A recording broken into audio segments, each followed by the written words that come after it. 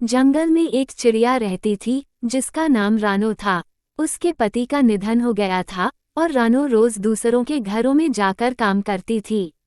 एक दिन वो कवि के घर काम कर रही थी और उसके हाथ से एक गिलास टूट गया। तुमने आज फिर मेरा गिलास तोड़ दिया। मैं तुम्हें छोड़ूंगी नहीं। आज से तुम मेरे घर में काम करने मत आना। गोरी बहन, मैंने जानबूझकर नहीं तोड़ा, गलती से टूट गया है, मुझे माफ कर दो। नहीं गोरी बहन, मुझे मत निकालो वरना मैं भूखी मर जाऊंगी। मेरी एक बेटी भी है, मुझ पर रहम करो। भूख है कल मरती, आज मर जाओ, मुझे तुम्हारी कोई चिंता नहीं। रानो परेशान होकर घर वापस चली गई।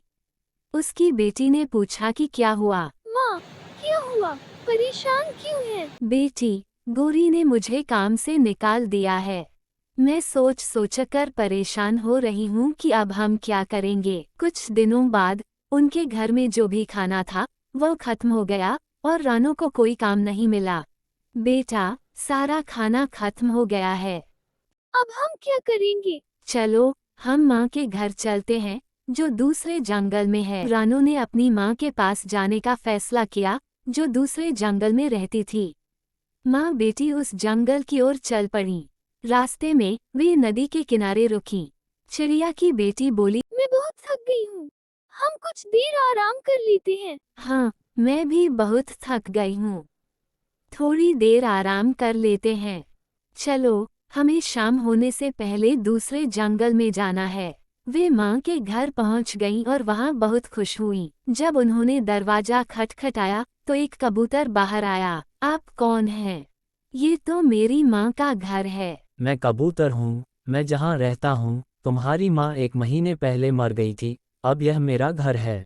कलू जी, मैंने रानू को काम से निकाल दिया है। तुमने उसे कम से निकाल दिया। रोजाना वह घर की कोई न कोई चीज तोड़ देती थी। ठीक है, तुम्हारी मर्जी। कर परेशान हो गया। फिर वे दोनों जंगल में घूमने लगी। थोड़ी देर बाद वे एक चिल को देखती हैं जो दर्द में तड़प रहा था। चिड़िया और उसकी बेटी उसके पास गईं। आपको क्या हुआ? बेटा, मेरे पेट में बहुत दर्द हो रहा है। अरे चिल, तुम फिक्र मत करो, मैं तुम्हें ठीक कर दूंगी। मैं बिल्कुल ठीक हो गया हूँ। तुम्हारा घर कहाँ है? हमारा कोई घर नहीं है इस जंगल में, हम दूसरे जंगल से आए हैं। तुम फिक्र न करो, मैं तुम्हें अपने घर लेकर चलता हूँ। और चिल उन्हें अपने घर ले गई। यह मेरा घर है, मैं अकेला रहता हूँ। तुम यहाँ आराम से रह सकती हो। वहाँ वे दोनों खुशी खुशी रहने लगी। बेटी, तुम कहाँ जा रही हो? मैं जंगल में खेलने के लिए जा रही हूँ। एक दिन चिड़िया की बेटी जंगल में खेलने गई।